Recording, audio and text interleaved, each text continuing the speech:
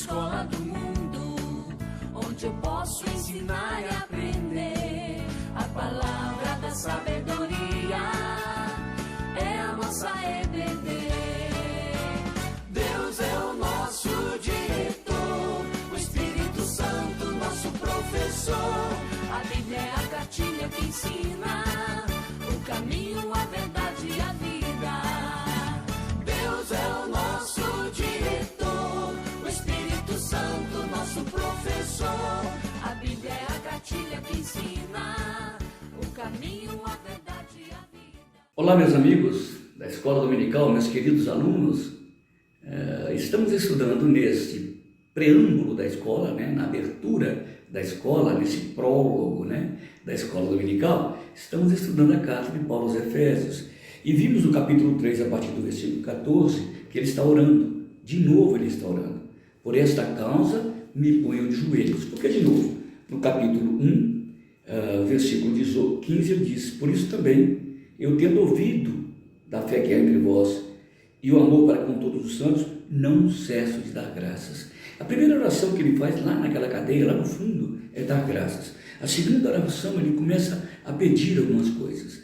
Quando ele conta para os efesinos, para os efésios, a história da igreja, como a igreja foi organizada na mente de Deus e como ela se materializou, ele agora passa a um aspecto prático da vida cristã. Ou seja, já que Deus fez isso tudo que ele fez, lá no capítulo 1, organizou na eternidade na mente. Lá no capítulo 2, encontrou o pessoal na história e tirou de lá, e colocou dentro da história, mas uma super história, e ao mesmo tempo também colocou-os dentro de uma nova cidadania, de uma nova ordem mundial.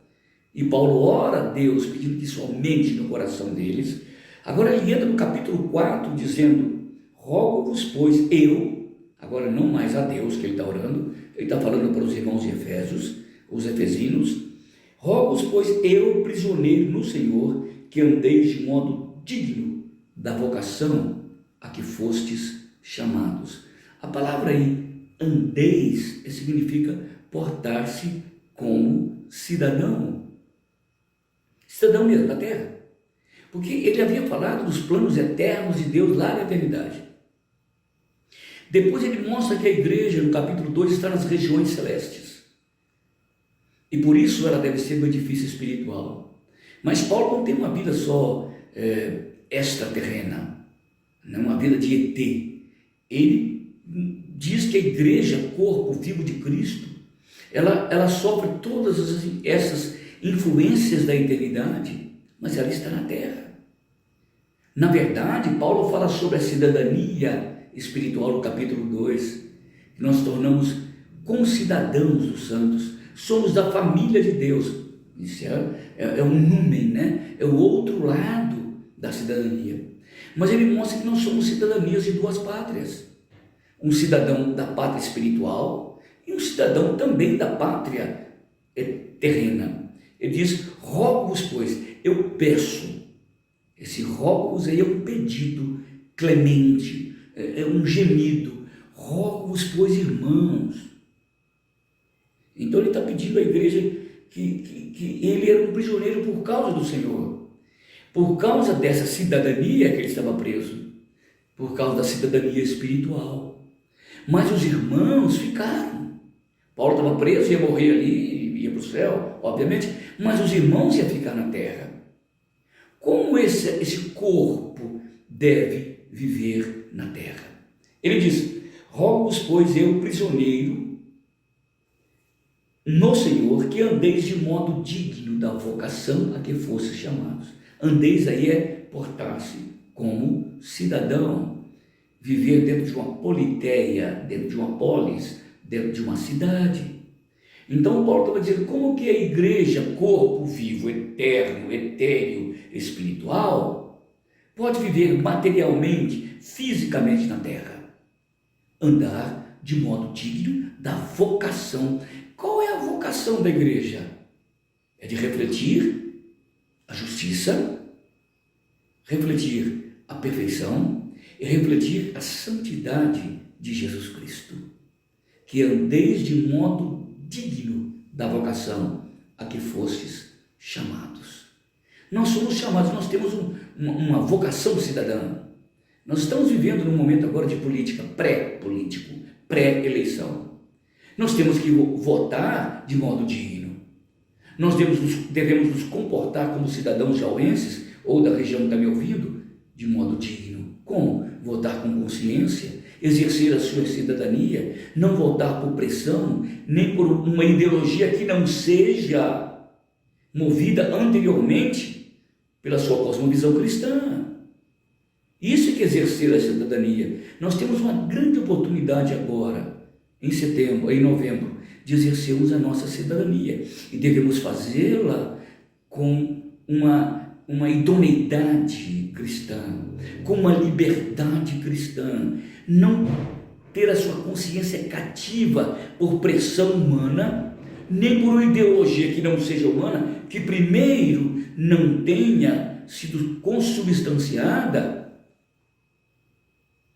na cidadania espiritual. Graças a Deus que a nossa igreja nós temos 2 candidatos, nós temos a oportunidade de avaliarmos esses irmãos que na minha concepção são idôneos, são capazes, pessoas de história nossa aqui, de espírito ilibado, né? Que não conspurca, que não suja o nome do cristianismo, nenhum dos dois. São pessoas que constituíram famílias, que têm famílias, são pessoas que deram um bom testemunho a vida inteira. Então esse é o momento de nós exercermos a cidadania, de andarmos de modo digno da vocação. O cristão não é aprisionado a não ser em outro Senhor, que não seja Jesus Cristo. Nós somos prisioneiros para a liberdade. Cristo chamou-nos para sermos escravos da liberdade. E agora nós temos a obrigação de, como cristãos, portarmos de modo digno da vocação a que fomos chamados. Fomos chamados para exercer a justiça, a santidade e a honra de Cristo na nossa sociedade. Mas isso não se aplica normalmente, principalmente agora na eleição. Se aplica também ao trabalho, se aplica também à vida comum, no relacionamento com a vizinhança, se aplica na escola, na profissão. Nós temos que andar de modo digno da vocação a que fomos chamados. Se nós somos estudantes, nós temos que ser os melhores possíveis, não do que o outro, possíveis. Se somos patrões, temos que ser cidadãos patrões, do melhor modo, do modo digno. Se somos empregados, também devemos andar de modo digno da vocação a que fomos chamados. Rogo-vos, pois, eu, prisioneiro no Senhor, que andeis de modo digno da vocação a que fostes chamados. Eu sou um prisioneiro e sou digno como um prisioneiro. Aliás, diz Paulo nessa carta, eu sou embaixador em cadeia. Não sou um prisioneiro qualquer, eu sou embaixador de um reino, de uma pátria, de um Senhor em cadeia. Agora vocês estão livres, também devem ser embaixadores de Cristo, exercendo a cidadania com o trabalho, com o exercício espiritual, com a saúde, com a educação, com o voto, com a escolha, andar de modo digno da vocação a que fomos chamados.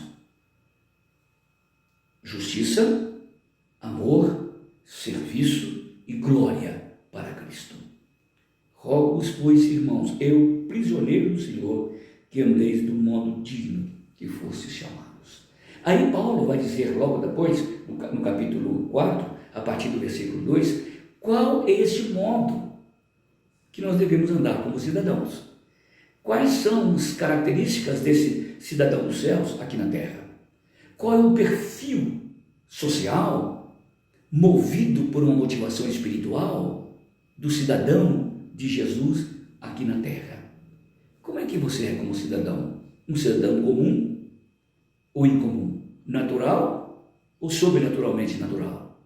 Deus está nos chamando, irmãos, nessa época difícil, meus alunos, jovens, mulheres e homens e crianças, para exercermos uma cidadania muito acima da mediocridade, muito acima da média, uma cidadania plena, consciente, interagente, comunicativa, uma relação transformadora com o mundo. A igreja é um órgão de transformação social, espiritual e intelectual. Rogo-vos, pois, irmãos, eu, Paulo, prisioneiro do Senhor, que andeis de modo digno da vocação a que fosse chamados. Nos próximos versículos ele vai dizer quais são as características ou traços dessa cidadania espiritual. Que Deus nos ajude a gente exercer como nunca agora, em tempos tão complicados, polarizados e polemizados da nossa sociedade. Vivemos como cidadãos. Acima da cidadania humana existe uma cidadania espiritual. Essa que deve ser inserida dentro da comunidade social humana, exercermos a influência, o papel de sal da terra e de luz do mundo. Que Deus nos abençoe. Gente, entra para a sua classe através do seu smartphone, através do seu PC, através do seu computador, celular. Entre, por favor, e assista a sua aula, tá bom? Deus abençoe vocês. Semana que vem nós vamos continuar falando sobre esta carta extraordinária, carta de Paulo aos Efésios. Lemos hoje, capítulo 4, versículo 1. Rogo-vos, pois, eu, prisioneiro do Senhor, que andeis de modo digno, como cidadãos, não é? Da vocação a que fosse chamados. Deus abençoe. Até o próximo domingo. Um abraço.